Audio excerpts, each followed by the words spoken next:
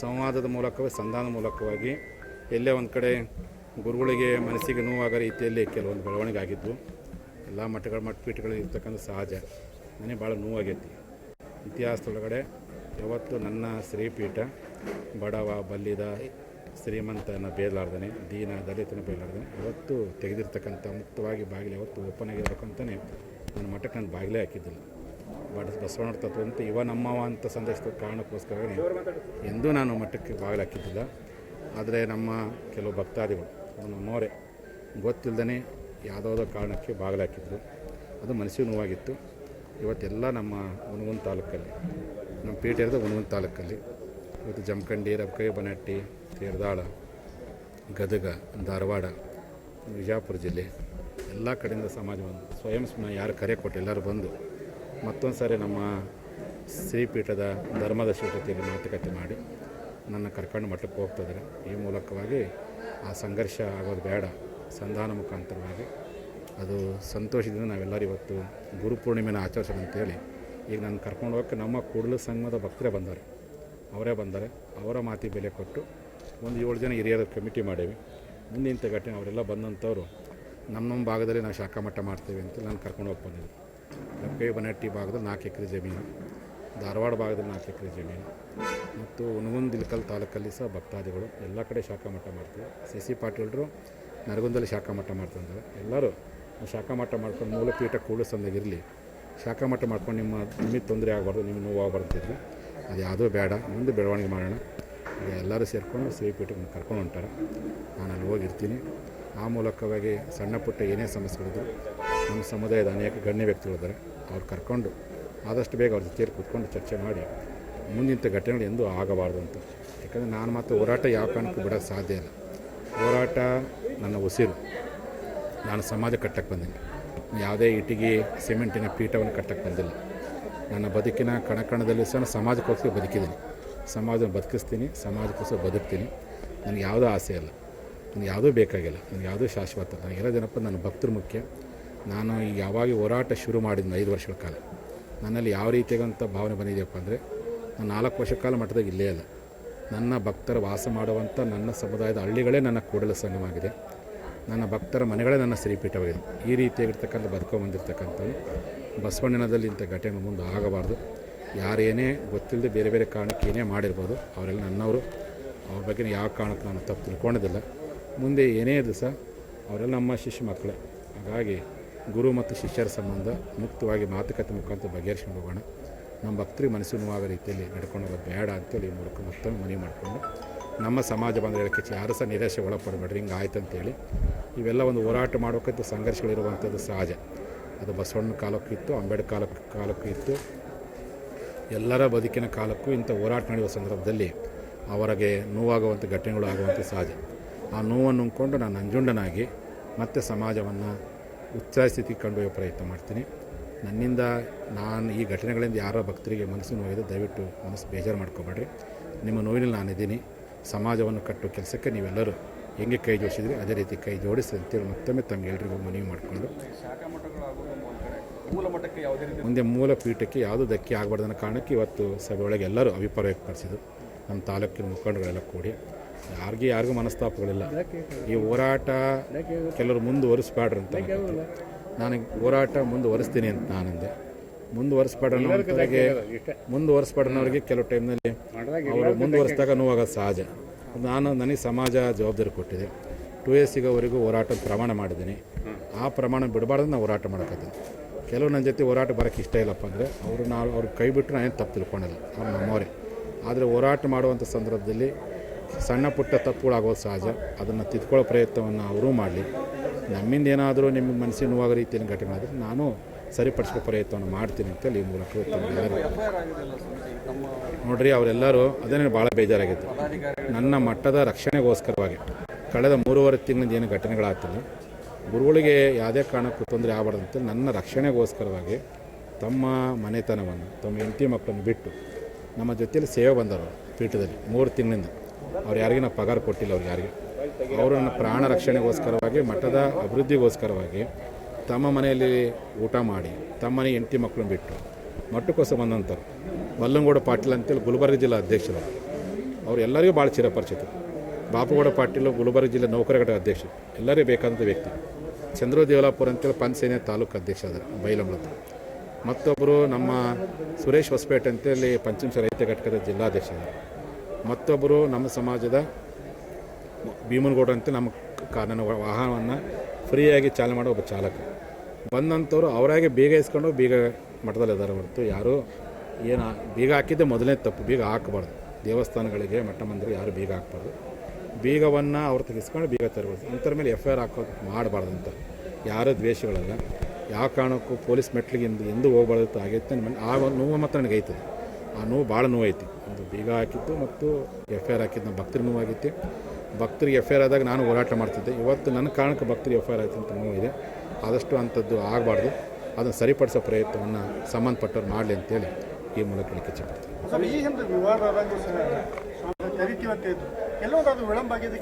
ವಿಳಂಬ ಆಗಿದ್ದೇನಪ್ಪ ಅಂದರೆ ಜವಾಬ್ದಾರಿಯನ್ನು ನಮ್ಮ ಸಚಿವರಾಗಿರ್ತಕ್ಕಂಥ ಮಾಜಿ ಸಚಿವರು ವಿನಯ್ ಕುಲಕರ್ಣಿ ತೀರ್ಕೊಂಡಿದ್ರು. ಅವ್ರು ಸ್ವಲ್ಪ ಕಾನೂನಿನ ಅಡೆತಡೆಗಳು ಆದ ಕಾರಣಕ್ಕೆ ಈ ಒಂದು ಸಂಧಾನ ಮಾಡೋ ಪ್ರಯತ್ನ ಮಾಡಲಿಕ್ಕೆ ಇನ್ನೂ ಯಾರೂ ಮುಂದೆ ಬಂದಿಲ್ಲ. ಮತ್ತು ಸಂದರ್ಭಗಳು ಬರ್ತವೆ. ನಮ್ಮ ಸಮಾಜ ಹಿರಿಯರಿದ್ದಾರೆ. ಆ ಹಿರಿಯರ ಮುಖಾಂತರವಾಗಿ ಆದಷ್ಟು ಬೇಗ ಆ ಪ್ರಕ್ರಿಯೆಗೆ ನಾವು ಚಾಲನೆ ಕೊಡ್ತೇವೆ.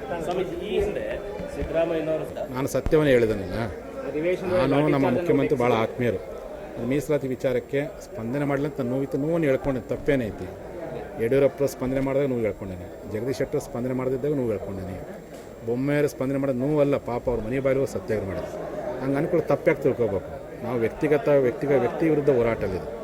ಆ ಸರ್ಕಾರದವ್ರು ಯಾರು ಇರ್ತಾರೋ ನಾವೆಲ್ಲರೂ ಇವತ್ತು ಗುರುಪೂರ್ಣಿಮೆನ ಆಚರಿಸೋಣ ಅಂತೇಳಿ ಈಗ ನಾನು ಕರ್ಕೊಂಡು ಹೋಗೋಕ್ಕೆ ನಮ್ಮ ಕೂಡಲ ಸಂಘದ ಭಕ್ತರೇ ಬಂದ್ದಾರೆ.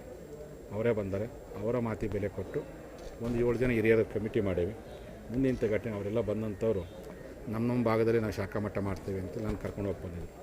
ಲಕ್ಕೈ ಬನಹಟ್ಟಿ ಭಾಗದಲ್ಲಿ 4 ಎಕರೆ ಜಮೀನು, ಧಾರವಾಡ ಭಾಗದಲ್ಲಿ 4 ಎಕರೆ ಜಮೀನು ಮತ್ತು ಹುನಗುಂದ ಇಳಕಲ್ ತಾಲೂಕಲ್ಲಿ ಸಹ ಭಕ್ತಾದಿಗಳು ಎಲ್ಲ ಕಡೆ ಶಾಖಾ ಮಠ ಮಾಡ್ತೀವಿ. CC ಪಾಟೀಲರು ನರಗುಂದಲ್ಲಿ ಶಾಖಾ ಮಠ ಮಾಡ್ತಿದ್ದಾರೆ. ಎಲ್ಲರೂ ಶಾಖಾ ಮಠ ಮಾಡ್ಕೊಂಡು ಮೂಲಪೀಠ ಕೂಡಲ ಸಂಘಗಿರಲಿ, ಶಾಖಾ ಮಠ ಮಾಡ್ಕೊಂಡು ನಿಮಗೆ ತೊಂದರೆ ಆಗಬಾರ್ದು, ನಿಮ್ಗೆ ನೋವು ಆಗಬಾರ್ದಿದ್ರೆ ಅದು ಯಾವುದೂ ಬೇಡ, ಮುಂದೆ ಬೆಳವಣಿಗೆ ಮಾಡೋಣ. ಈಗ ಎಲ್ಲರೂ ಸೇರಿಕೊಂಡು ಶ್ರೀಪೀಠಕ್ಕೆ ಕರ್ಕೊಂಡು ಹೊಂಟಾರೆ. ನಾನು ಅಲ್ಲಿ ಹೋಗಿರ್ತೀನಿ. ಆ ಮೂಲಕವಾಗಿ ಸಣ್ಣ ಪುಟ್ಟ ಏನೇ ಸಮಸ್ಯೆಗಳಿದ್ರು ನಮ್ಮ ಸಮುದಾಯದ ಅನೇಕ ಗಣ್ಯ ವ್ಯಕ್ತಿಗಳಿದ್ದಾರೆ. ಅವ್ರು ಕರ್ಕೊಂಡು ಆದಷ್ಟು ಬೇಗ ಅವ್ರ ಜೊತೆಯಲ್ಲಿ ಕೂತ್ಕೊಂಡು ಚರ್ಚೆ ಮಾಡಿ ಮುಂದಿನ ಘಟನೆಗಳು ಎಂದೂ ಆಗಬಾರ್ದು ಅಂತ. ಯಾಕಂದರೆ ನಾನು ಮತ್ತು ಹೋರಾಟ ಯಾವ ಕಾರಣಕ್ಕೂ ಬಿಡೋಕ್ಕೆ ಸಾಧ್ಯ ಇಲ್ಲ. ಹೋರಾಟ ನನ್ನ ಉಸಿರು. ನಾನು ಸಮಾಜ ಕಟ್ಟಕ್ಕೆ ಬಂದೀನಿ. ಯಾವುದೇ ಇಟ್ಟಿಗೆ ಸಿಮೆಂಟಿನ ಪೀಠವನ್ನು ಕಟ್ಟಕ್ಕೆ ಬಂದಿಲ್ಲ. ನನ್ನ ಬದುಕಿನ ಕಣಕಣದಲ್ಲಿ ಸಹ ಸಮಾಜಕ್ಕೋಸ್ಕರ ಬದುಕಿದ್ದೀನಿ. ಸಮಾಜವನ್ನು ಬದುಕಿಸ್ತೀನಿ, ಸಮಾಜಕ್ಕೋಸ್ಕರ ಬದುಕ್ತೀನಿ. ನನಗೆ ಯಾವುದೂ ಆಸೆ ಇಲ್ಲ, ನನಗೆ ಯಾವುದೂ ಬೇಕಾಗಿಲ್ಲ, ನನಗೆ ಯಾವುದೂ ಶಾಶ್ವತ. ನನಗೆಲ್ಲ ಜನಪ್ಪ ನನ್ನ ಭಕ್ತರು ಮುಖ್ಯ. ನಾನು ಯಾವಾಗ ಹೋರಾಟ ಶುರು ಮಾಡಿದ್ದೀನಿ 5 ವರ್ಷಗಳ ಕಾಲ, ನನ್ನಲ್ಲಿ ಯಾವ ರೀತಿಯಾಗಂಥ ಭಾವನೆ ಬಂದಿದೆಯಪ್ಪ ಅಂದರೆ, ನಾನು 4 ವರ್ಷ ಕಾಲ ಮಟ್ಟದಾಗ ಇಲ್ಲೇ ಅಲ್ಲ. ನನ್ನ ಭಕ್ತರ ವಾಸ ಮಾಡುವಂಥ ನನ್ನ ಸಮುದಾಯದ ಹಳ್ಳಿಗಳೇ ನನ್ನ ಕೂಡಲ ಸಂಘವಾಗಿದೆ. ನನ್ನ ಭಕ್ತರ ಮನೆಗಳೇ ನನ್ನ ಶ್ರೀಪೀಠವಾಗಿದೆ. ಈ ರೀತಿಯಾಗಿರ್ತಕ್ಕಂಥ ಬದುಕೊಂಬಂದಿರ್ತಕ್ಕಂಥದ್ದು ಬಸವಣ್ಣನದಲ್ಲಿ ಇಂಥ ಘಟನೆ ಮುಂದೆ ಆಗಬಾರ್ದು. ಯಾರೇನೇ ಗೊತ್ತಿಲ್ಲದೆ ಬೇರೆ ಬೇರೆ ಕಾರಣಕ್ಕೆ ಏನೇ ಮಾಡಿರ್ಬೋದು, ಅವರೆಲ್ಲ ನನ್ನವರು. ಅವ್ರ ಬಗ್ಗೆ ಯಾವ ಕಾರಣಕ್ಕೆ ನಾನು ತಪ್ಪು ತಿಳ್ಕೊಂಡಿದ್ದಿಲ್ಲ. ಮುಂದೆ ಏನೇ ದಿವಸ ಅವರೆಲ್ಲ ನಮ್ಮ ಶಿಷ್ಯ ಮಕ್ಕಳೇ. ಹಾಗಾಗಿ ಗುರು ಮತ್ತು ಶಿಷ್ಯರ ಸಂಬಂಧ ಮುಕ್ತವಾಗಿ ಮಾತುಕತೆ ಮುಖಾಂತರ ಬಗೆಹರಿಸ್ಕೊಂಡು ಹೋಗೋಣ. ನಮ್ಮ ಭಕ್ತರಿಗೆ ಮನಸ್ಸು ನೋವಾಗೋ ರೀತಿಯಲ್ಲಿ ನಡ್ಕೊಂಡು ಹೋಗೋದು ಬೇಡ ಅಂತೇಳಿ ಈ ಮೂಲಕ ಮತ್ತೊಂದು ಮನವಿ ಮಾಡಿಕೊಂಡು ನಮ್ಮ ಸಮಾಜ ಬಂದ ಹೇಳಕ್ಕೆ ಯಾರು ಸಹ ನಿರಾಶೆ ಒಳಪಡಬೇಡ್ರಿ, ಹಿಂಗೆ ಆಯ್ತು ಅಂತೇಳಿ. ಇವೆಲ್ಲ ಒಂದು ಹೋರಾಟ ಮಾಡೋಕ್ಕಂತ ಸಂಘರ್ಷಗಳಿರುವಂಥದ್ದು ಸಹಜ. ಅದು ಬಸವಣ್ಣನ ಕಾಲಕ್ಕೂ ಇತ್ತು, ಅಂಬೇಡ್ಕರ್ ಕಾಲಕ್ಕೂ ಇತ್ತು. ಎಲ್ಲರ ಬದುಕಿನ ಕಾಲಕ್ಕೂ ಇಂಥ ಹೋರಾಟ ನಡೆಯುವ ಸಂದರ್ಭದಲ್ಲಿ ಅವರಿಗೆ ನೋವಾಗುವಂಥ ಘಟನೆಗಳು ಆಗುವಂಥ ಸಹಜ. ಆ ನೋವನ್ನು ನುಂಗ್ಕೊಂಡು ನಾನು ನಂಜುಂಡನಾಗಿ ಮತ್ತೆ ಸಮಾಜವನ್ನು ಉತ್ಸಾಹ ಸ್ಥಿತಿಗೆ ಕೊಂಡೊಯ್ಯೋ ಪ್ರಯತ್ನ ಮಾಡ್ತೀನಿ. ನನ್ನಿಂದ ನಾನು ಈ ಘಟನೆಗಳಿಂದ ಯಾರೋ ಭಕ್ತರಿಗೆ ಮನಸ್ಸು ನೋವಿದೆ, ದಯವಿಟ್ಟು ಮನಸ್ಸು ಬೇಜಾರು ಮಾಡ್ಕೊಬೇಡ್ರಿ. ನಿಮ್ಮ ನೋವಿನಲ್ಲಿ ನಾನಿದ್ದೀನಿ. ಸಮಾಜವನ್ನು ಕಟ್ಟುವ ಕೆಲಸಕ್ಕೆ ನೀವೆಲ್ಲರೂ ಹೆಂಗೆ ಕೈ ಜೋಡಿಸಿದ್ರಿ ಅದೇ ರೀತಿ ಕೈ ಜೋಡಿಸಿ ಅಂತೇಳಿ ಮತ್ತೊಮ್ಮೆ ತಮಗೆಲ್ಲರಿಗೂ ಮನವಿ ಮಾಡಿಕೊಂಡು ಮುಂದೆ ಮೂಲ ಪೀಠಕ್ಕೆ ಯಾವುದೂ ಧಕ್ಕೆ ಆಗಬಾರ್ದು ಅನ್ನೋ ಕಾರಣಕ್ಕೆ ಇವತ್ತು ಸಭೆ ಒಳಗೆ ಎಲ್ಲರೂ ಅಭಿಪ್ರಾಯ ವ್ಯಕ್ತಪಡಿಸಿದ್ರು. ನಮ್ಮ ತಾಲೂಕಿನ ಮುಖಂಡಗಳೆಲ್ಲ ಕೂಡಿ ಯಾರಿಗೂ ಮನಸ್ತಾಪಗಳಿಲ್ಲ. ಈ ಹೋರಾಟ ಕೆಲವರು ಮುಂದುವರಿಸ್ಬೇಡ್ರಿ ಅಂತ ನಾನು ಹೋರಾಟ ಮುಂದುವರಿಸ್ತೀನಿ ಅಂತ ನಾನಂದೆ. ಮುಂದುವರಿಸ್ಬೇಡನವ್ರಿಗೆ ಕೆಲವು ಟೈಮ್ನಲ್ಲಿ ಅವರು ಮುಂದುವರಿಸಿದಾಗ ನೋವಾಗೋದು ಸಹಜ. ನನಗೆ ಸಮಾಜ ಜವಾಬ್ದಾರಿ ಕೊಟ್ಟಿದೆ. 2 ಸಿಗೋವರೆಗೂ ಹೋರಾಟದ ಪ್ರಮಾಣ ಮಾಡಿದ್ದೀನಿ. ಆ ಪ್ರಮಾಣ ಬಿಡಬಾರ್ದು ನಾನು ಹೋರಾಟ ಮಾಡೋಕ್ಕತ್ತೀನಿ. ಕೆಲವು ನನ್ನ ಜೊತೆ ಹೋರಾಟ ಬರೋಕ್ಕೆ ಇಷ್ಟ ಇಲ್ಲಪ್ಪ ಅಂದರೆ ಅವ್ರು ಕೈ ಬಿಟ್ಟರು ನಾನೇನು ತಪ್ಪು ತಿಳ್ಕೊಂಡಿಲ್ಲ, ಅವ್ರು ನಮ್ಮವರೇ. ಆದರೆ ಹೋರಾಟ ಮಾಡುವಂಥ ಸಂದರ್ಭದಲ್ಲಿ ಸಣ್ಣ ಪುಟ್ಟ ತಪ್ಪುಗಳಾಗೋದು ಸಹಜ. ಅದನ್ನು ತಿದ್ಕೊಳ್ಳೋ ಪ್ರಯತ್ನವನ್ನು ಅವರೂ ಮಾಡಲಿ. ನಮ್ಮಿಂದ ಏನಾದರೂ ನಿಮಗೆ ಮನಸ್ಸಿಗೆ ನೋವಾಗೋ ರೀತಿಯಲ್ಲಿ ಘಟನೆಗಳಾದರೆ ನಾನು ಸರಿಪಡಿಸೋ ಪ್ರಯತ್ನವನ್ನು ಮಾಡ್ತೀನಿ ಅಂತೇಳಿ ಈ ಮೂಲಕ ಎಲ್ಲರೂ ನೋಡ್ರಿ, ಅವರೆಲ್ಲರೂ ಅದೇ ಭಾಳ ಬೇಜಾರಾಗಿತ್ತು. ನನ್ನ ಮಟ್ಟದ ರಕ್ಷಣೆಗೋಸ್ಕರವಾಗಿ ಕಳೆದ 3.5 ತಿಂಗಳಿಂದ ಏನು ಘಟನೆಗಳಾಗ್ತಿಲ್ಲ, ಗುರುಗಳಿಗೆ ಯಾವುದೇ ಕಾರಣಕ್ಕೂ ತೊಂದರೆ ಆಗಬಾರ್ದು ಅಂತೇಳಿ ನನ್ನ ರಕ್ಷಣೆಗೋಸ್ಕರವಾಗಿ ತಮ್ಮ ಮನೆತನವನ್ನು, ತಮ್ಮ ಹೆಂಡತಿ ಮಕ್ಕಳನ್ನು ಬಿಟ್ಟು ನಮ್ಮ ಜೊತೆಯಲ್ಲಿ ಸೇವೆ ಬಂದವರು ಪೀಠದಲ್ಲಿ 3 ತಿಂಗಳಿಂದ. ಅವ್ರು ಯಾರಿಗೂ ನಾವು ಪಗಾರ ಕೊಟ್ಟಿಲ್ಲ. ಅವ್ರಿಗೆ ಯಾರಿಗೆ ಅವರನ್ನ ಪ್ರಾಣ ರಕ್ಷಣೆಗೋಸ್ಕರವಾಗಿ, ಮಠದ ಅಭಿವೃದ್ಧಿಗೋಸ್ಕರವಾಗಿ ತಮ್ಮ ಮನೆಯಲ್ಲಿ ಊಟ ಮಾಡಿ ತಮ್ಮ ಮನೆ ಹೆಂಡತಿ ಮಕ್ಕಳನ್ನ ಬಿಟ್ಟು ಮಠಕ್ಕೋಸ್ಕರ ಬಂದಂಥವ್ರು. ಮಲ್ಲಂಗೌಡ ಪಾಟೀಲ್ ಅಂತೇಳಿ ಗುಲ್ಬರ್ಗ ಜಿಲ್ಲಾ ಅಧ್ಯಕ್ಷರು. ಅವ್ರು ಎಲ್ಲರಿಗೂ ಭಾಳ ಚಿರಪರಿಚಿತ. ಬಾಪುಗೌಡ ಪಾಟೀಲ್ ಗುಲ್ಬರ್ಗ ಜಿಲ್ಲೆ ನೌಕರ ಘಟಕ ಅಧ್ಯಕ್ಷ, ಎಲ್ಲರಿಗೂ ಬೇಕಾದಂಥ ವ್ಯಕ್ತಿ. ಚಂದ್ರು ದೇವಲಾಪುರ ಅಂತೇಳಿ ಪಂಚಸೇನೆ ತಾಲೂಕು ಅಧ್ಯಕ್ಷ ಅದರ ಬೈಲಂಬಳದ. ಮತ್ತೊಬ್ಬರು ನಮ್ಮ ಸುರೇಶ್ ಹೊಸಪೇಟೆ ಅಂತೇಳಿ ಪಂಚಮಶ ರೈತ ಘಟಕದ ಜಿಲ್ಲಾಧ್ಯಕ್ಷ. ಮತ್ತೊಬ್ಬರು ನಮ್ಮ ಸಮಾಜದ ಭೀಮನಗೌಡ ಅಂತ ನಮ್ಮ ನನ್ನ ವಾಹನವನ್ನು ಫ್ರೀಯಾಗಿ ಚಾಲನೆ ಮಾಡೋ ಒಬ್ಬ ಚಾಲಕ. ಬಂದಂಥವ್ರು ಅವರಾಗೆ ಬೀಗ ಇಸ್ಕೊಂಡು ಬೀಗ ಮಠದಲ್ಲಿದ್ದಾರೆ ಹೊರತು ಯಾರು ಏನು ಬೀಗ ಹಾಕಿದ್ದೆ ಮೊದಲನೇ ತಪ್ಪು. ಬೀಗ ಹಾಕಬಾರ್ದು. ದೇವಸ್ಥಾನಗಳಿಗೆ ಮಠ ಮಂದಿರ ಯಾರು ಬೀಗ ಹಾಕಬಾರ್ದು. ಬೀಗವನ್ನು ಅವ್ರು ತೆಗೆಸ್ಕೊಂಡು ಬೀಗ ತರಬಾರ್ದು. ಅಂಥವ್ರ ಮೇಲೆ FIR ಹಾಕೋದು ಮಾಡಬಾರ್ದು ಅಂತ. ಯಾರೂ ದ್ವೇಷಗಳಲ್ಲ. ಯಾವ ಕಾರಣಕ್ಕೂ ಪೊಲೀಸ್ ಮೆಟ್ಲಿಗೆ ಎಂದೂ ಹೋಗ್ಬಾರ್ದು ಆಗೈತೆ. ಆ ನೋವು ಮಾತ್ರ ನನಗೆ ಐತದೆ. ಆ ನೋವು ಭಾಳ ನೋವಾಯ್ತು. ಒಂದು ಬೀಗ ಹಾಕಿತ್ತು ಮತ್ತು FIR ಹಾಕಿದ್ದು ನಮ್ಮ ಭಕ್ತರಿಗೆ ನೋವಾಗೈತಿ. ಭಕ್ತರಿಗೆ FIR ಆದಾಗ ನಾನು ಹೋರಾಟ ಮಾಡ್ತಿದ್ದೆ. ಇವತ್ತು ನನ್ನ ಕಾರಣಕ್ಕೆ ಭಕ್ತರಿಗೆ FIR ಆಯ್ತು ಅಂತ ನೋವಿದೆ. ಆದಷ್ಟು ಅಂಥದ್ದು ಆಗಬಾರ್ದು. ಅದನ್ನು ಸರಿಪಡಿಸೋ ಪ್ರಯತ್ನವನ್ನು ಸಂಬಂಧಪಟ್ಟವ್ರು ಮಾಡಲಿ ಅಂತೇಳಿ ಈ ಮೂಲಕ ಹೇಳಿಕೆ ಇಚ್ಛೆಪಡ್ತೀನಿ.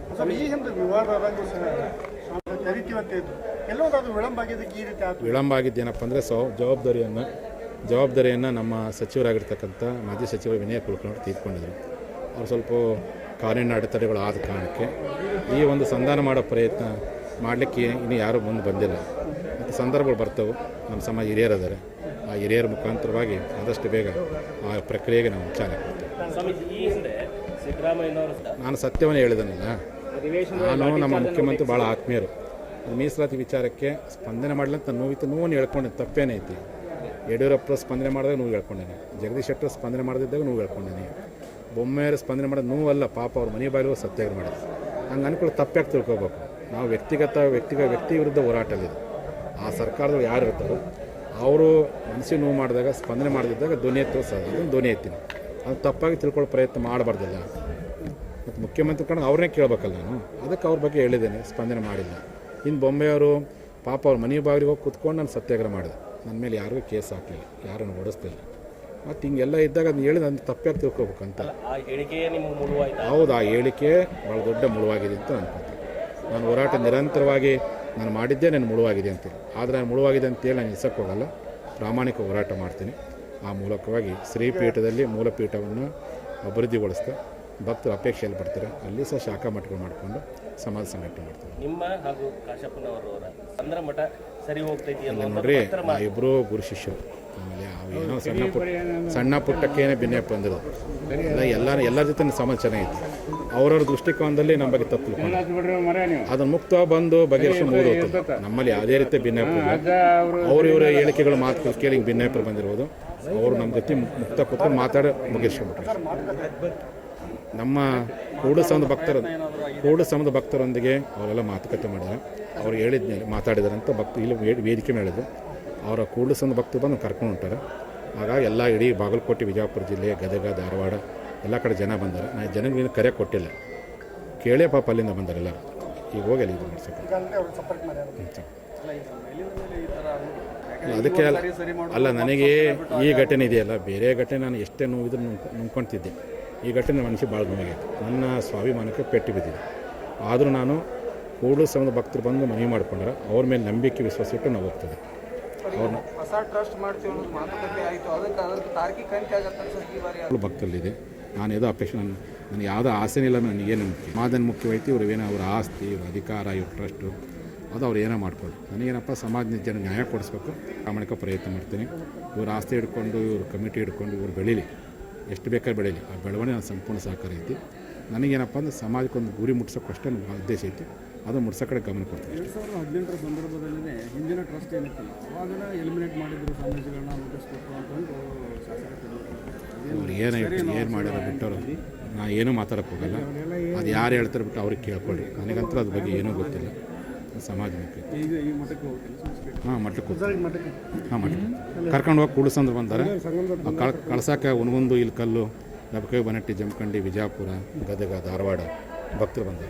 ಇನ್ನು ಮಠದಲ್ಲೇ ಇರ್ತೀರಿ ಸ್ವಾಮೀಜಿ? ಹಾಂ ಮಠದಾಗ ಇರ್ತೇನೆ. ನನ್ನ ಪ್ರವಾಸ ನಿರಂತರ ಅದು ಮಠ ಕಾರ್ಯಕ್ಷೇತ್ರ ಪ್ರವಾಸ ನಿರಂತರ ಸುಖಾಂತ ಆಗಿದೆ ಅಂತ